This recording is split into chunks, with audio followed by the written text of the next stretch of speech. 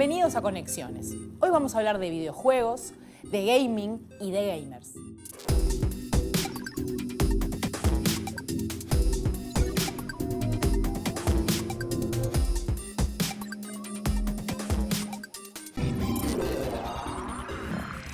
Como tantas otras cosas que empezaron como una novedad a la que acudían unos pocos, los videojuegos ya son parte de la vida cotidiana de muchísimas personas. Incluso dieron un salto y dejaron de ser vistos como algo más bien infantil o de la adolescencia y ahora son una realidad en la vida de muchos adultos. Vamos a descubrir la cultura del gaming.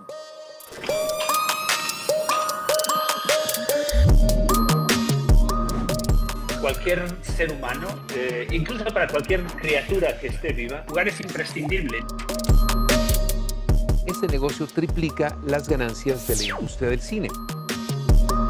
El arte suele nutrirse siempre del mundo que conocemos y en el videojuego también crea una representación en su propio mundo.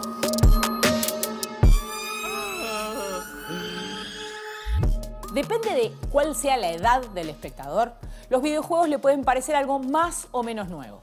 Pero en realidad existen desde los años 50. Hay un debate sobre qué puede ser considerado estrictamente un videojuego y qué no. Pero hay tres que siempre aparecen en la discusión. Nimrod, un dispositivo con un panel de luces que se creó en 1951. Oxo, que es como un tatetí o tres en raya, que surgió en 1952. Y lo que mejor entra en una definición más típica de videojuego es el tenis para dos, de 1958.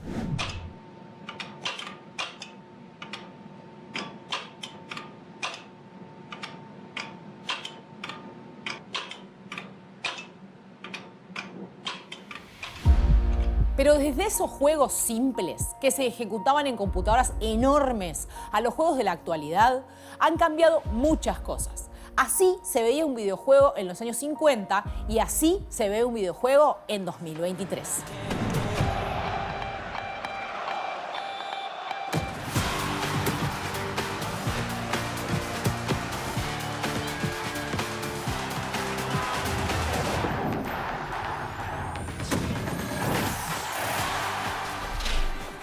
Pero no solo cambió la forma en la que se ven los juegos, también cambió el motivo para hacerlos.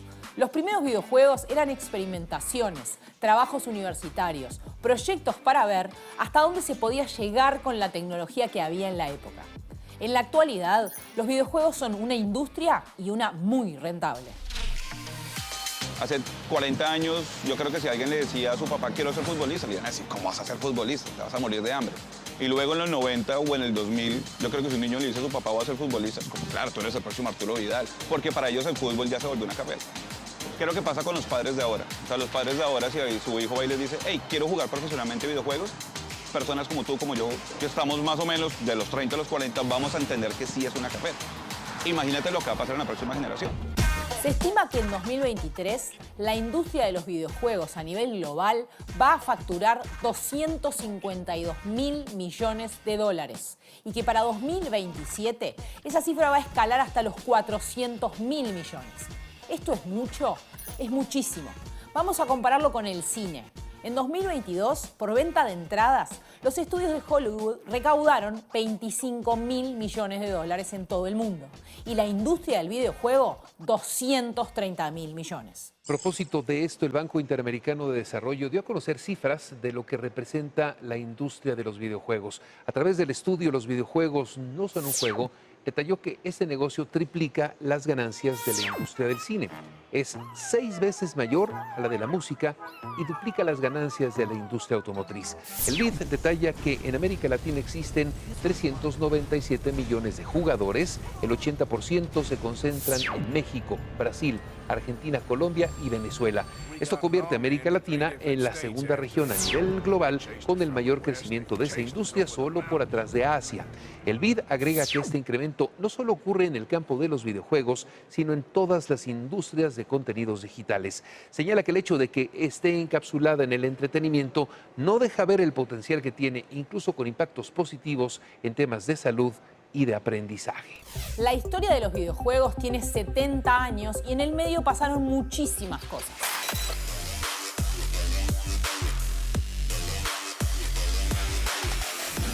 medio, se inventaron muchas palabras, como gaming, que describe la acción de jugar videojuegos, y los gamers, que son quienes habitualmente lo juegan.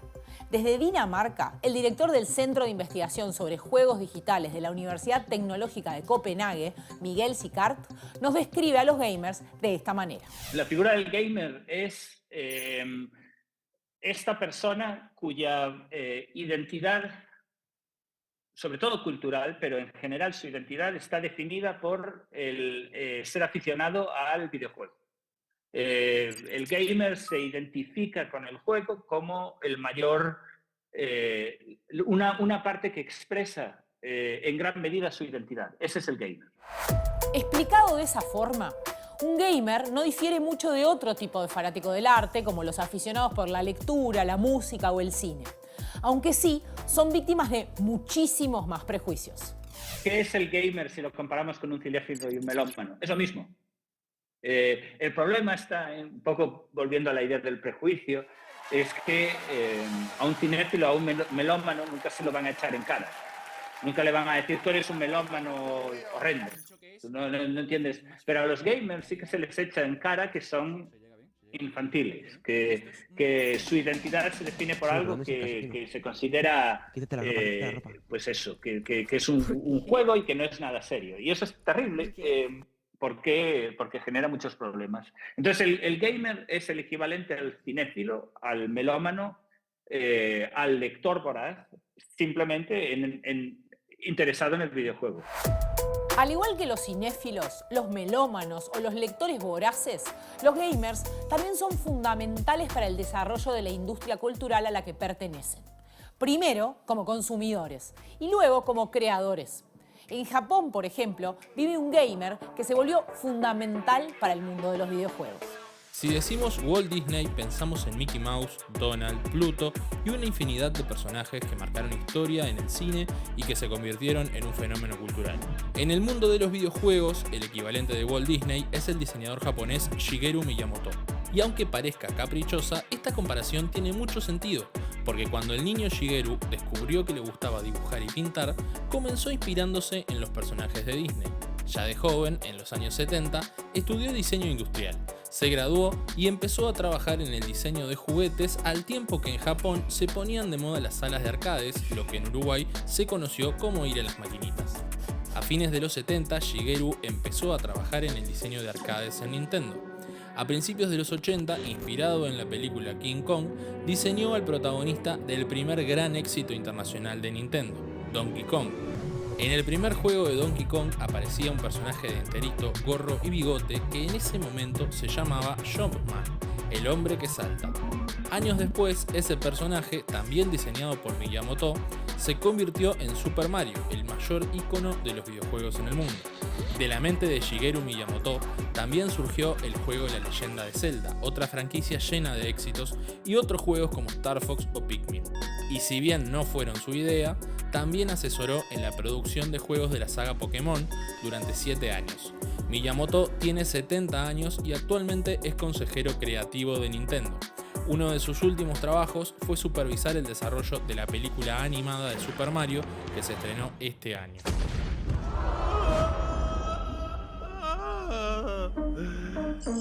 Jugar es un entretenimiento, pero también es un aprendizaje, a pesar de los prejuicios. Y sobre eso vamos a hablar en el próximo bloque. Pero antes te invito a contestar otra de nuestras preguntas.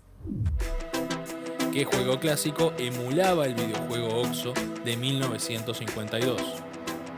Ajedrez, Ludo, Tatetí.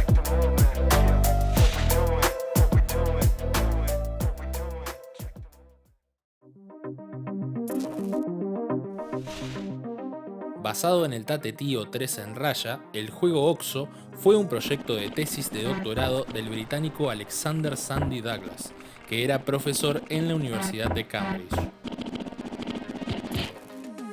Bueno, espero que hayan podido contestar la pregunta que les propusimos. Ahora vamos a seguir hablando de los videojuegos, porque los videojuegos surgen de una necesidad del ser humano, que es la necesidad de jugar. Parece algo simple de decir, pero en el simple hecho de jugar hay mucho de aprendizaje, de exploración y de explotar la creatividad. Jugar es fundamental para cualquier ser humano, incluso para cualquier criatura que esté viva. Jugar es imprescindible. No podemos entender qué es estar vivos sin entender que tenemos que jugar. El juego es una manera fundamental que tenemos de vivir, de estar en el mundo, de relacionarnos con otros y de hacerlo no solo porque tengamos que sobrevivir, sino porque tengamos que vivir, ¿no? Hay muchas teorías que indican que la actividad del juego en los humanos se desarrolla de manera exponencial desde el momento en el que dejamos de necesitar sobrevivir y tenemos más recursos para poder vivir. Y en cuanto no necesitamos simplemente sobrevivir, empezamos a jugar. Entonces, jugar es esta capacidad que tenemos de decir, el mundo no tiene por qué ser hostil, o el mundo no tiene por qué ser nuestro enemigo. El mundo es el lugar donde nosotros podemos crear cosas y crear cosas juntos. Cuando jugamos, podemos inventar nuestras propias reglas. Y eso se vuelve clave en muchos videojuegos, especialmente cuando hablamos del concepto de inmersión en un juego. Esto lo explica Mariana Moreira, profesora de literatura e investigadora sobre literatura fantástica y videojuegos.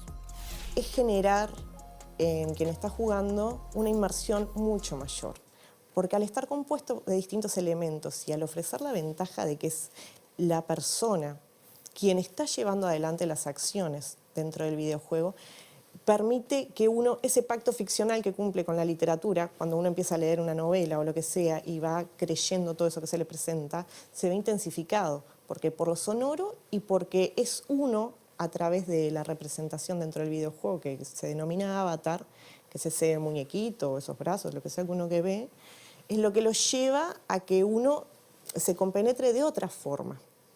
Y además el hecho de que las acciones que uno como jugador realiza influyan en ese espacio virtual, termina aumentando la sensación de la inmersión. O sea, uno se siente parte de eso. Pero como ya dijimos hoy, el juego no es una cosa solamente de niños. También es importante que los adultos sepamos jugar a nuestro modo. El juego es una cosa de niños y que cuando somos adultos tenemos que ser adultos. Y no hay nada peor que ser adulto. Porque esa imagen de ser adulto es el adulto que no juega, y el adulto que no juega es muy sospechoso.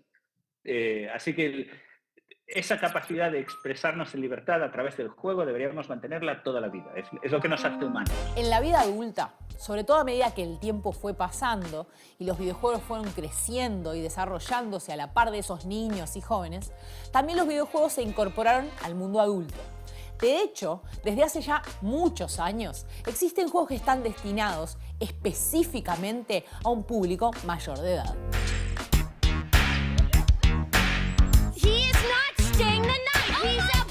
You know, I've been in this game for a lot of years, and I got out alive. If you want my advice, give this shit up. Skeletons in your closet, itching to come outside. The guns and crank in this area go through Trevor Phillips Enterprise, or they ain't going. I'll swing by and sign the contracts, all right? Just ignore the bodies. Alrededor del videojuego siempre hay un prejuicio, porque el videojuego empezó un poco como un entretenimiento infantil, y ahora resulta que hay muchos adultos que juegan a videojuegos porque esa es su manera de entender su propio tiempo libre, su propia libertad, pero también su propia conexión con una cultura general, con una cultura global, que es la cultura del videojuego. Entonces, el prejuicio sobre adultos que juegan a videojuegos es un prejuicio arcaico y antiguo, que viene de cuando el videojuego era una cosa simplemente para niños, para entretener al niño, lo ponemos delante del Atari, pero eso no es cultura seria, eso no es al nivel, qué sé yo, del cine o del teatro, de la música. Lo que pasa es que niños como yo, que nos sentaron enfrente del Atari, crecemos y lo que pensamos ahora es que para nosotros cultura es el Metal Gear Solid, tanto como Apocalypse Now. Así como decíamos en el primer bloque, que en realidad no hay tantas diferencias entre un cinéfilo y un gamer, también es cierto que al gamer todavía hoy se lo ve con algunos prejuicios, como si la cultura del videojuego fuera de segunda. Al fin y al cabo, la cultura no es otra cosa que aquellas aquellas producciones humanas que nos explican cómo es el mundo o que nos ayudan a entender cómo es el mundo. Y lo hacen los libros, lo hace la música, lo hace el cine y lo hace el videojuego. El videojuego nos explica cómo es el mundo o cómo debería ser el mundo. El gamer tiene esa connotación negativa de que simplemente se dedica a eso. El asunto es que últimamente está cambiando un poco la visión porque los videojuegos generan mucho dinero. Genera dinero al que streamea, al que logra, dentro de todos los streamers que hay, generar una comunidad y termina teniendo un trabajo vinculado a los videojuegos. También genera mucho dinero en la medida de que hay sponsors atrás, de que hay también todo un mercado de hardware atrás y que además los videojuegos al día de hoy están reconocidos y están ganando un estatus importante. Pero al igual que con cualquier otro producto cultural, dentro de los seguidores de esa cultura hay diferentes corrientes, algunas más positivas y otras bastante más negativas. Esto implica en la comunidad gamer también existe un lado oscuro, que en cierta forma manchó a toda la comunidad. Utilizar el concepto de gamer para identificar a aquellos hombres, típicamente, y sobre todo anglosajones y sobre todo norteamericanos, cuya identificación con el videojuego también suponía una identificación con políticas de extrema derecha. Vimos ocurrir un fenómeno terrible entre 2014 y 2016 que se llamó Gamergate, que era estos gamers que imponían su particular manera de entender su identidad de gamer en el mundo. Y de esos gamers salió parte de lo que se llama alt-right. El Gamergate fue un escándalo que incluyó la participación de dos actores que ya son viejos conocidos de Conexiones. Los usuarios del sitio 4chan y el ex jefe de campaña de Donald Trump, Steve Bannon. Y además terminó funcionando como una suerte de laboratorio para lo que se vio más tarde en muchas de las campañas electorales de las que hablamos, teorías conspirativas y estrategias de desinformación por Internet. Inicialmente, el Gamergate se presentaba como una campaña en reclamo de mayor integridad periodística en el sector de los videojuegos.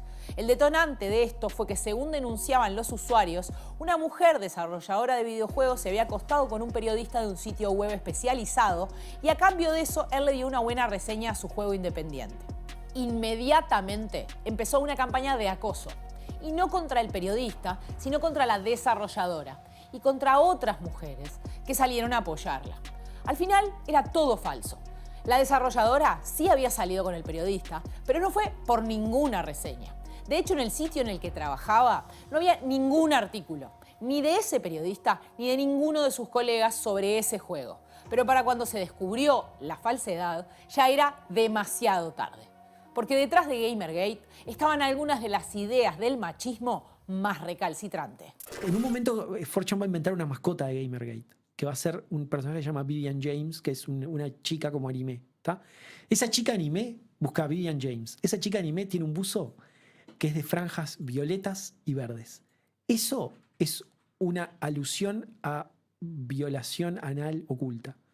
¿Por qué? O sea, se manejan todo el tiempo con símbolos cripto de esa forma. ¿Por qué es eso? Bueno, es eso porque en una época en 4chan era frecuente que todos los días alguien pusiera un GIF de Piccolo violando a Vegeta. Y Piccolo es verde y violeta, entonces eso es una referencia totalmente velada a violación. Las campañas de acoso y la mascota del movimiento Gamergate salieron de 4chan y encontraron eco y difusión en Breitbart News, el sitio web de ultraderecha que dirigía Steve Bannon. Desde ese momento, las visitas de Breitbart empezaron a crecer y se convirtió en un medio de consulta recurrente para los militantes de la ultraderecha, que años después hicieron campaña por Donald Trump. La cultura de Internet, la cultura del meme, la cultura de 4chan, lo entiende perfectamente y sabe cómo utilizarlo como una herramienta, como un arma para crear disidencia, para crear ruido, para crear comunidades. Entonces, toda esa cultura del troleo en Internet, la cultura del meme, digamos que se convirtió en un arma para la extrema derecha para crear esta especie de discurso muy nihilista que ahora vemos transportado a la política en en discursos generales. Por ejemplo, la crítica del wokeism, ¿no? Cuando ser woke es malo. Eso empezó en Gamergate. Gamergate fue realmente el primer sitio donde vimos que individuos en Internet se quejaban de que había demasiadas minorías étnicas en sus videojuegos. Por otro lado, también hay que tener en cuenta que los videojuegos sí pueden generar adicción. Dentro de lo que es el mundo gamer tenemos personas que lo viven de esa forma estrecha, que lo practican en sus juegos, los disfrutan, y también tenemos personas que caen en lo que se llama la adicción, ¿no? Porque es inevitable también que esto genere adicciones en los adolescentes y también en los adultos. En 2018, la Organización Mundial de la Salud incluyó el trastorno por uso de videojuegos en una lista de trastornos mentales y del comportamiento. A su vez, esto está dentro de una subcategoría sobre trastornos debido a comportamientos adictivos. Según explica la OMS, para que el trastorno por uso de videojuegos se produzca, tiene que haber un patrón de comportamiento de juego recurrente y que presenta síntomas como falta de control sobre el juego, darle mayor prioridad a eso que a cualquier otra actividad y una continuación en el uso a pesar de que eso genera consecuencias negativas. Además, la OMS explica que el trastorno por uso de videojuegos genera una angustia marcada y un deterioro en las relaciones con los demás, ya sea en el ámbito social, familiar o incluso laboral. Se estima que si ese comportamiento se mantiene durante más de 12 meses, se puede diagnosticar un caso de trastorno por uso de videojuegos. Pero esto no significa que los videojuegos sean un tipo de droga o que el solo hecho de jugar videojuegos pueda convertir a las personas en adictas. Y el trato que le hemos dado en los medios de comunicación a este tema no ha sido nada bueno. Telecinco describe a Fortnite como un videojuego tan adictivo como la cocaína. Estudio iguala los videojuegos con el alcohol y las drogas. Los videojuegos ya son una droga. Videojuegos, la droga digital. Fortnite y la cocaína son igual de adictivos según una nueva demanda contra el juego. Comparan a los videojuegos con el consumo de cocaína. Antena 3 compara Fortnite con la heroína. Estos títulos, además de ser bastante amarillistas, son completamente falsos. En primer lugar, no se puede poner a los videojuegos al nivel de las drogas. Primero, porque el trastorno por videojuegos está clasificado por la OMS como comportamiento adictivo y no como uso de sustancias, que es una categoría totalmente diferente. En segundo lugar, porque una droga, ya sea legal o ilegal, tiene que entrar al cuerpo y generar cambios físicos o psíquicos en una persona necesariamente. Tiene que consumirse. Pero las drogas no son lo único que generan adicción. Y también son diferentes los motivos que nos pueden llevar a una adicción.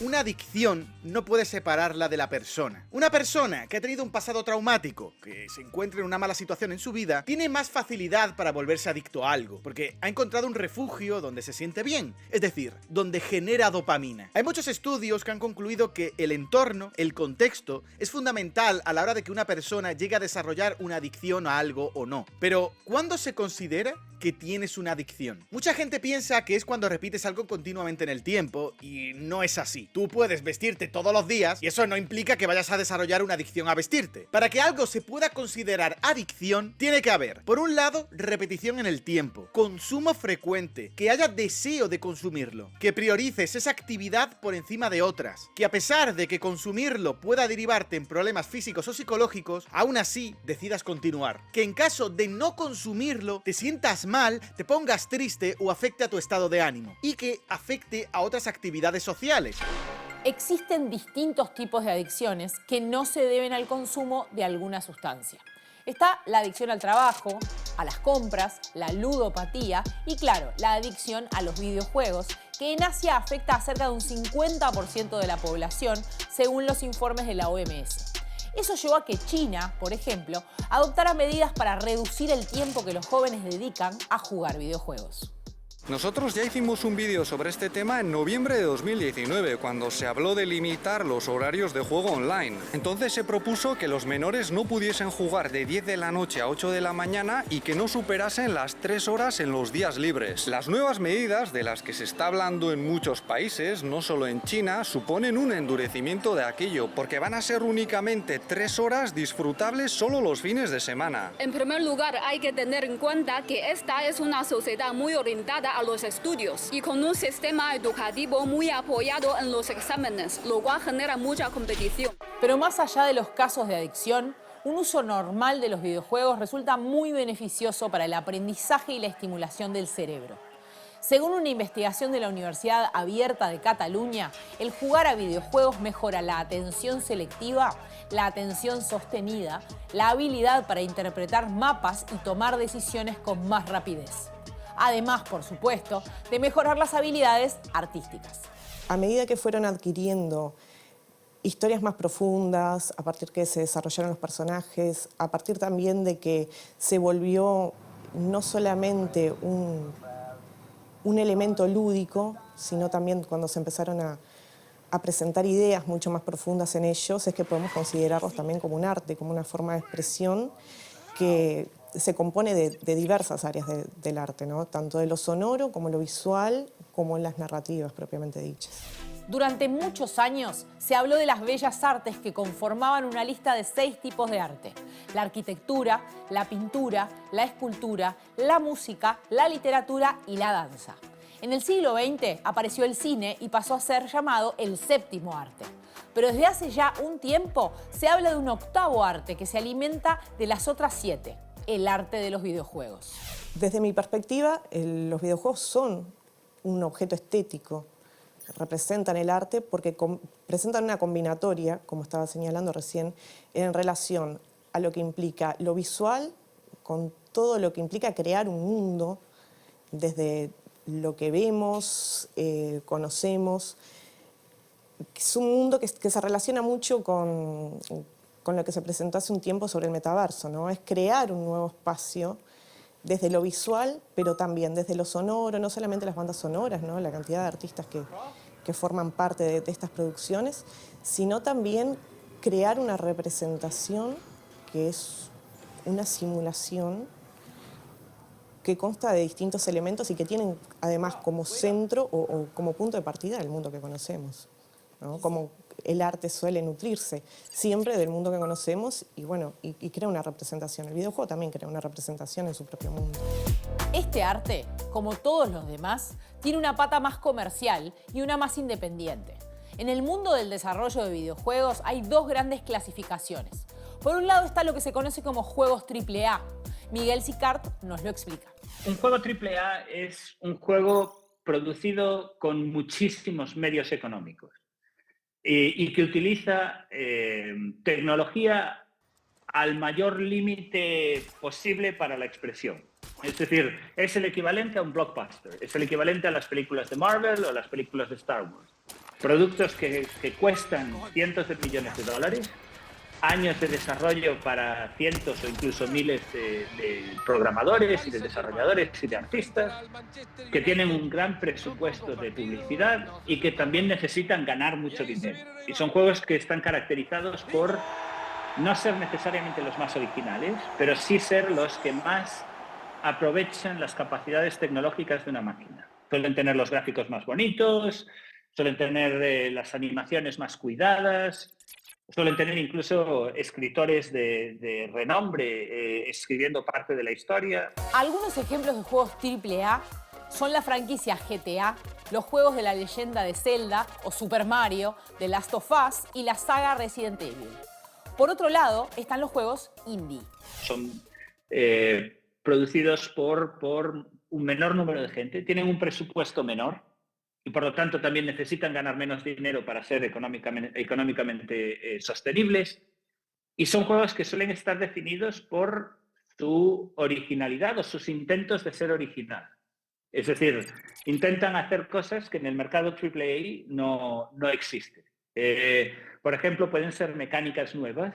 Son juegos quizás menos avanzados en lo técnico, menos avanzados en en lo visual. Son juegos que intentan contribuir a la forma de expresión cultural del videojuego sin necesitar del apoyo económico de una gran compañía. En Uruguay existen muchas empresas de juegos indie como Ironhide, Pincer Games o Arf Game Studio.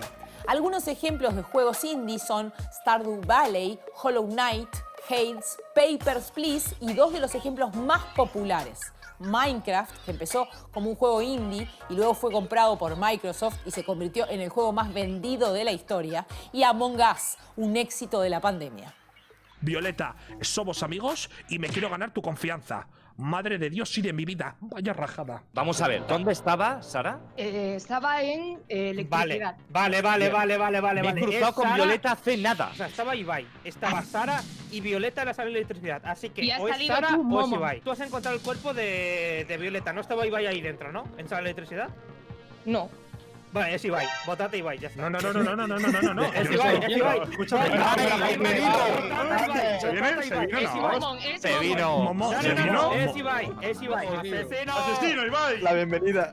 ¡Matar a tu casa! La bienvenida. De verdad. Se vino furado. No he hecho nada. No he hecho nada. No he hecho nada. ¡Asesino! ¡Asesino! ¡Aquí no se viene a matar! ¡Asesino! Bueno, para seguir profundizando en esto de los videojuegos, estamos con Laia B, que es la presidenta de la Cámara Uruguaya de Desarrolladores de Videojuegos y la cofundadora de Pincer Games. ¿Cómo estás, Laia? ¿Cómo estás? Gracias por la invitación. Un placer. Empecemos por el principio, digamos. ¿Cómo eras como gamer de niña? Nunca me autoconsideré gamer porque jugué desde que era muy chiquita. Yo nací en Barcelona, mis papás son de Rocha, son uruguayos, pero bueno, nací allá.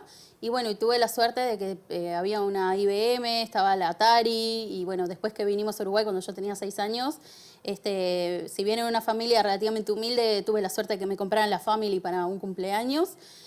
Pero siempre jugué, pero como que era muy natural para mí. Y fue después de grande que me di cuenta que, bueno, había gente que jugaba, gente que no jugaba, y yo era gamer, entre comillas, ¿no? ¿Y qué sentís que eso, que conectaste con eso porque te daba algo que otras cosas, que otros conectaban con otras cosas? Sí, o como medio los videojuegos son el amor de mi vida, ¿no? O sea, siempre conecté mucho cuando era chica, pasaba los fines de semana encerrada jugando videojuegos, o sea, yo era una criatura bastante solitaria, con mis amigas jugaba, pero bueno, como que realmente hasta que no fui grande no me di cuenta lo que tenía el videojuego como potencial para transmitir cosas que no me estaban dando los otros medios, ¿no? Después de grande y ya como desarrolladora aprendí a saber lo que es este concepto de agencia, que es esa interactividad que hay entre el usuario y el videojuego, se le llama agencia en términos, digamos, más técnicos.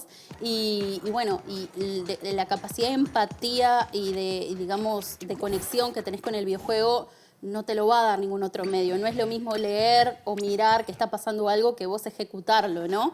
Y sobre todo depende de las experiencias narrativas que te están brindando. No es lo mismo agarrar y decir, bueno, ¿a quién salvo? Ese personaje salvó a un personaje u otro, pero vos estás tomando la decisión. ¿A quién salvas?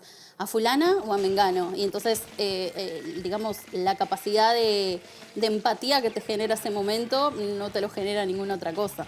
Y vayamos a cómo pasaste de gamer a desarrolladora, ¿no? ¿Cómo fue ese tránsito? Bueno, fue muy loco porque en realidad yo no sabía que había una industria de desarrollo de videojuegos en Uruguay. Yo toda la vida jugaba videojuegos, después me di cuenta que estaba esta cosa de ser gamer, de que están los que juegan, los que no juegan. Nunca dejé de jugar, eso es algo que siempre hice a lo largo de mi vida. Tuve una carrera profesional de DJ durante 10 años y empecé a producir mi propia música. Y un amigo que estaba trabajando para una empresa me dijo que estaban haciendo un videojuego y a ver si yo no me animaba a hacerles la música para ese juego. Y ahí me rompió, o sea, la cabeza decir, yo puedo ser parte de un proyecto de videojuegos, o sea, como que ahí quedé como muy de cara. Y en el proceso estaban pasando muchas cosas de promoción para la industria de desarrollo de videojuegos. Bueno, Concurso Nacional de Videojuegos, este año estamos celebrando la 16ª edición. Ya hace 16 años que tenemos un concurso nacional de videojuegos que han ganado casos de éxito muy importantes en Uruguay. Kingdom Rush fue ganador del Concurso Nacional de Videojuegos en su momento. Y bueno, y ahí se me abrió un mundo de que no pude dejar, ¿no? Fue pasar de ser jugadora a desarrolladora, fue para mí como el gran cambio de mi vida que dije, acá me quedo. Y fundaste una empresa. ¿Y cómo es la industria del videojuego en Uruguay? ¿Cómo funciona? ¿Cómo es si sos mujer? Bien, bueno, muchas preguntas ahí, pero yo creo que compartimos muchas cosas con el resto del mundo. A veces nos reunimos con, no sé, el presidente de desarrolladores de, por ejemplo, no sé, algún país europeo y comparten muchas cosas parecidas. Nosotros capaz que estamos en un momento un poquitito más incipiente que otros países. Pero bueno, para los que no saben, somos más o menos 25 empresas formalizadas de videojuegos. Hay entre 30 o incluso más, porque todos los días descubrimos proyectos que no son de empresas, pero que son de personas que están empezando como a hacer su videojuego nuevo, que bueno, que los contamos dentro de todo esto, ¿no? Porque si bien ahora tienen un proyecto y no tienen empresa abierta, nosotros lo llamamos estudios. No hace diferencia. Y dentro de eso hay casos de éxito muy importantes como Ironhead, que empezaron siendo 3, ahora son más de 60 personas en su oficina. Se han establecido empresas enormes e internacionales en Uruguay. Por ejemplo, está Nimble Giant, que ahora está haciendo un juego para Star Trek así a nivel mundial y que bueno, tiene oficinas obviamente en Argentina y en Uruguay también. O sea, hay como que está empezando a haber una maduración de la industria, pero en su mayoría somos estudios más bien chiquitos con proyectos más bien independientes. ¿Y cómo es el proceso de desarrollar un juego? O sea, ¿lo inventás, para alguien que no sabe, lo inventás porque se te ocurre o alguien te lo pide? ¿Cómo funciona? Están esos dos casos justamente. Están aquellos estudios que hacen work for hire, o sea, trabajo a pedido, que digamos hay un cliente externo. Por ejemplo, un caso súper recurrente es Cartoon Network. Trabaja con Arf Games, que ellos hacen juegos de IPs, digamos, de propiedad intelectual de Cartoon. No sé, por ejemplo, Teen Titans, y hacen un juego de Teen Titans y lo hacen y lo editan para Cartoon Network. Cartoon Network les pidió un juego específico o ellos de repente le proponen alguna idea de diseño. Y si no, están los otros tipos de estudio que dicen, bueno, yo tengo esta obra, esta visión, lo voy a sacar en tal plataforma, ya sea para PC, para consola, para dispositivos móviles o a veces en todas al mismo tiempo. Y bueno, y ahí se crea como la visión de la empresa y van más de una manera un poquito más independiente. Lo pueden autopublicar o te lo puede publicar un editor como pasa con los libros. Y yo te preguntaba hoy sobre ser mujer, cómo juega en eso, porque es una industria que, y entre los gamers incluso, estaba muy masculinizada, ¿no? Bueno, te doy un dato que te va a sacar un poquito de eso. ¿Cuánto pensás que es el porcentaje de mujeres en roles de liderazgo en la industria de desarrollo de videojuegos? Porque cuando hablamos de jugadores y jugadoras, estamos más o menos 50 y 50. Un día se ve 48 por un lado, bueno, más o menos 50 y 50. Pero mujeres en posiciones de liderazgo, así como yo, que soy CEO, que soy la cara visible de mi empresa, que soy presidenta de una cámara, somos menos del 3% en todo el mundo. Así de mal estamos. ¿Y por qué es eso? ¿Por qué dirías que pasa eso? Bueno, ¿qué te puedo decir? Es como están pactadas las cosas, ¿no? O sea, esto es a nivel social. Yo creo que se comparte con el resto de las industrias tecnológicas. Aquí hay una visión de empezar a compartir, de empezar a pensar con no sé, ahí ya tenemos que entrar a cuestionar a los líderes masculinos qué está pasando, ¿no? Es muy complejo, no creo que solamente ocurra que vaya específicamente al mundo de los videojuegos. Bueno, con ustedes seguimos un rato más en Conexiones, pero antes de la pausa los invito a contestar una nueva pregunta. ¿Cuál de estos juegos no se considera indie? The Last of Us, Among Us, Minecraft.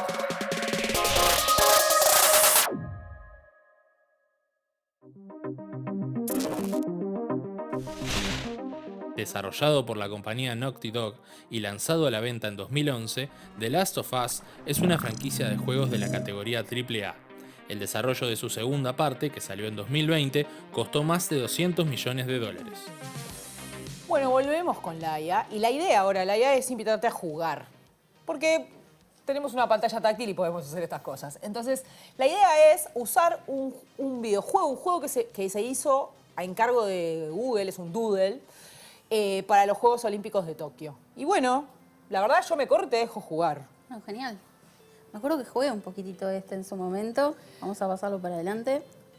Te pido mientras, sí, uno puede hacer dos cosas al mismo tiempo, que me cuentes, porque parece muy simple, pero ¿cuán complejo es desarrollar un juego como este? Bueno, en realidad, viste que los juegos es como, si lo comparamos al cine, puede ser desde el cineasta independiente que agarra y juega que graba un corto con el celular. O si no, la megaproducción de Hollywood de millones y millones de dólares con, no sé, con tremendas estrellas. Lo mismo pasa en un videojuego.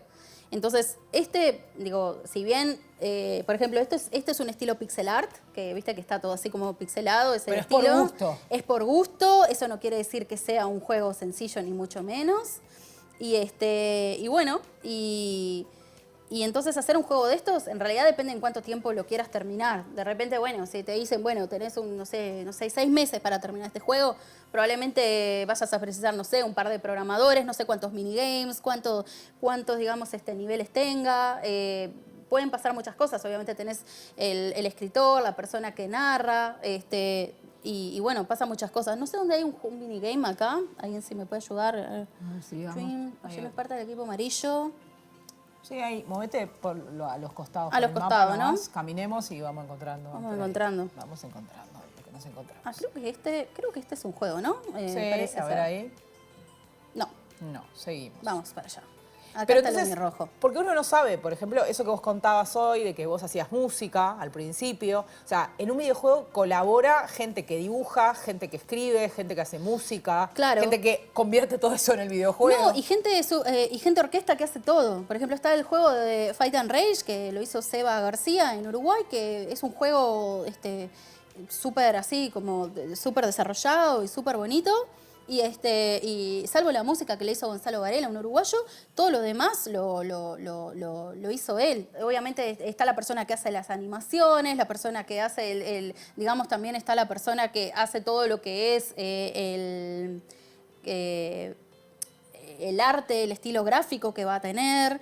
Depende mucho, o sea, y depende de la cantidad de tiempo que tengas. De repente este juego lo puede haber hecho una persona capaz que en 1 año, 2 años. Y otra cosa que pasa en estos juegos, no sé si en este está pasando ahora, pero vos decime, es que hay referencias a otros juegos, ¿no? Y como construcciones que entienden algunos y otros no. Eso pasa mucho en los juegos, ¿no? Por ejemplo, hay ciertos géneros, de Super Mario, qué sé yo, hay juegos que trascendieron mucho, entonces ya tienen como una estética de lo que es el platformer, ¿no? Y volviendo un poco atrás, de repente tenés gente muy conocida, tenés, por ejemplo, William Dafoe y Elliot Page, que todavía era Ellen Page en esa época, que hicieron el Beyond Two Souls, de un desarrollador francés, y fue un juego increíble, cosa con superestrellas. Tenemos a Santiago Santaolalla de Bajo Fondo, que hizo la música de Last of Us, y es increíble porque ahora arrancó la serie de HBO y arranca una chacarera, pero eso es porque Santiago Santaolalla, que es argentino, había hecho esa música tipo con Para el el ritmo videojuego. para el videojuego, que de hecho es el track más más escuchado en Spotify de él, y bueno, y hay superestrellas haciendo esto, y después gente muy, digamos, se traspola mucho con el cine eso, ¿no? Es como tenés cosas muy chiquititas, y después los videojuegos más caros salen mucho más caros que muchas de las películas. Ahora, si miran en Google, digamos, los 10 juegos más caros, van a ver que los comparan con películas de Hollywood y asustan las cifras. Bueno, en su momento se discutió ese tema, por ejemplo, con un juego como Fortnite, porque Sí. tenía actualizaciones muy seguidas. Exacto. Y eso lo podían hacer ellos y no mucha gente más, porque el nivel de trabajo que requería hacer actualizaciones tan seguidas. Sí, otra cosa que pasa también es que, bueno, justamente los desarrolladores del Fortnite, esa cosa de que haya tantas actualizaciones, también hace que sea, digamos, un poquito... es una industria que también está muy, digamos, en la industria AAA está todo esto de hacer crunch, que es trabajar demasiado fuera de horario y todo eso, y los desarrolladores de Fortnite no la estaban pasando nada bien. No sé si ahora habrán ayudado, digamos, las condiciones de trabajo, pero la demanda indiscriminada que hay sobre actualizaciones y más juegos y todo eso, a veces hace que las propias personas que están trabajando, para hacerse ricas, al fin y al cabo, digamos, los altos mandos, y eso hace que digamos, hayan digamos, cosas que no están buenas dentro de la industria, como gente que está demasiado saturada desarrollando fuera de hora. Pero bueno, cada vez es más común que se esté hablando de este tema y estar hablando de equipos de trabajo. Ahora, por ejemplo, para Level Up vamos a traer a la productora del juego Skullgirls, que es un juego PvP así de versus muy conocido, 2D de peleas. Y ellas, por ejemplo, y ella con su equipo está trabajando en formato cooperativo, o sea que todos, si suben absolutamente todos, tienen como, digamos, los sueldos están como más abiertos y todo si ganan, eso. ganan todos. Ganan todos y eso está buenísimo, pues como una manera que no es nada común en la industria, como muchas otras, es como que está. ¿Y bueno, eso cuándo es? Y Level UI va a ser el 26 y 27 de octubre. Va a ser en el Centro Cultural de España y los workshops, que es el día anterior, están para confirmar. Y en este momento lo que sí está abierto es el Concurso Nacional de Videojuegos, que va a estar abierto, si entran a cavi.ui/conavi de Concurso Nacional Videojuegos. O sea, con B corta. Con B corta, y Cavi también de Cámara Videojuegos, perdón, ahí te daremos el link por las redes sociales capaz. Y nada, y el Concurso Nacional de Videojuegos está buenísimo porque hay premios en efectivo, después Uruguay 21 manda equipos al exterior, a ferias internacionales para que vendan su proyecto. Está buenísimo porque nosotros en Uruguay tenemos bastante apoyo para las personas que quieran iniciar dentro del sector. Pero también lo que ocurre es que eso, digamos, es un paso para tener un producto mínimo viable para salir a venderlo. Muchísimas gracias, Leia, por todo esto que nos contaste y por jugar con nosotros. Gracias. Fallé miserablemente, pero me divertí mucho. Nosotros nos divertimos mucho contigo. Y con ustedes seguimos en Conexiones. Desperté con un severo caso de amnesia en medio de la nada. Desde la década del 80, muchos videojuegos se han basado en películas o series, pero no ha sucedido lo mismo a la inversa. De hecho, durante muchos años, la adaptación de un videojuego al cine parecía una señal de fracaso, como pasó en los años 90 con las películas de Super Mario y Street Fighter. En la televisión, el primer gran éxito fue la serie animada de Pokémon, que arrasó en Japón y luego cruzó a Occidente. Pikachu actualmente es un icono cultural tanto en Japón como para los gamers del resto del mundo. De hecho, la serie, que empezó en 1997, continúa en la actualidad. Su protagonista inicial, Ash Ketchum, finalmente se convirtió en maestro Pokémon en la temporada 2022 y luego de 25 años, tanto él como Pikachu terminaron su historia para darle paso a un nuevo protagonista. En los 2000 llegó una saga de películas inspirada en una exitosa franquicia de videojuegos, Resident Evil. Hollywood abrazó este juego y produjo un total de 7 películas con los conceptos y personajes clave del juego. Las cosas empezaban a cambiar.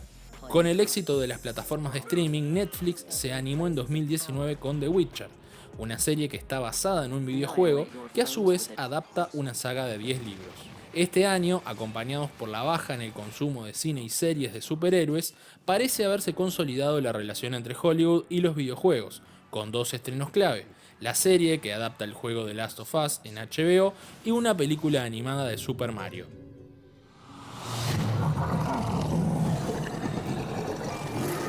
Como comentamos en el programa ya, los prejuicios hacia los gamers han ido desapareciendo poco a poco. En la actualidad, es normal que un adolescente quiera estudiar para desarrollar videojuegos y muchas universidades tienen carreras de este estilo, incluso en Uruguay, como nos cuenta Mariana Moreira. Tenemos carreras universitarias ahora vinculadas a los videojuegos. Tenemos la licenciatura en videojuegos en la ORT y también tenemos en el CURE, el Centro Universitario Regional del Este, donde se puede también estudiar una licenciatura vinculada a los videojuegos. Una industria. El gamer ahora aspira no solamente a estar todo el día jugando, sino también en convertir de esa ficción un lugar de trabajo. Le hicimos una pregunta a Miguel Sicart para que nos recomendara juegos, pero específicamente juegos para personas adultas que nunca antes estuvieron en un videojuego. Nos hizo 2 recomendaciones y esta es la primera. El juego que siempre recomiendo es un clásico, Shadow of the Colossus, por 2 razones. Primero, es un juego relativamente sencillo de entender. Es un personaje, tú tienes que matar a unos gigantes.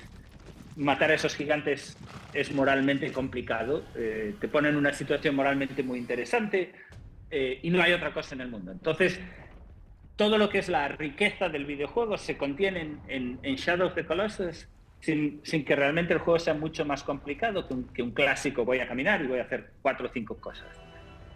Y la segunda cosa que Shadow tiene, que es muy buena, es que es un juego fenomenal para mirar a otra persona jugando. Uno no tiene por qué jugar, es suficiente con mirar a alguien jugando y entiendes por qué es interesante, ¿no? Es uno de estos juegos que que realmente te llaman, que te hacen ser curioso. La segunda recomendación es un poco más clásica y familiar, pero es una gran puerta de entrada para el mundo de los videojuegos. Aunque es un poco fácil decirlo, jugar a cualquier Mario es bueno. Porque yo creo que si cualquier persona juega al Mario y no sonríe en la primera media hora, es que les pasa algo. Porque Mario es la felicidad convertida en videojuego, es la tontería, pero también la profundidad, eso que el videojuego siempre puede hacer, que es crear este mundo loco, donde realmente podemos hacer cosas que no podíamos esperar y que nos hace sonreír. Entonces, yo creo que un poco la profundidad del medio la da Shadow of the Colossus, pero la felicidad que nos puede dar el videojuego está contenida en cualquier clásico de Mario. Los humanos jugamos desde que pisamos la Tierra. Algunos de nuestros juegos se mantienen, pero otros han ido mutando a caballo de la tecnología que vamos inventando. Jugar nos permite internalizar reglas, conectar y compartir tiempo con otros, soñar nuevos universos. Los videojuegos son un negocio, pero también son un espacio de creación, de arte, de encuentro y de mundos nuevos.